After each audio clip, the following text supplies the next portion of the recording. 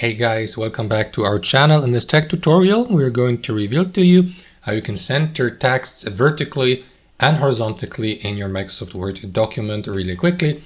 It is very simple, guys, and you absolutely don't need any advanced technical skills to pull this off. So let us show you really quickly how to do that. Head over to Microsoft Word, and as you can see, I added a text like this here for the sake of this tutorial. So to center your text horizontally, let us start with that. Simply highlight the given text, and what you want to do after that is simply head over to the Home tab here in the top left, and here to the right where you see Paragraph, simply select a centered alignment, a horizontal alignment like left, right, or in this case here centered. So as you can see, the text has been now horizontally centered just like that. Now if you'd like to center it vertically, there are two different ways. You may, for example, simply use the Enter key on your keyboard and try to find the middle or the center of the page manually, just like that. However, doing that may not be 100% accurate, guys. So what I would recommend to do instead is simply apply something else. What you want to do is head over to the Layout tab here at the top.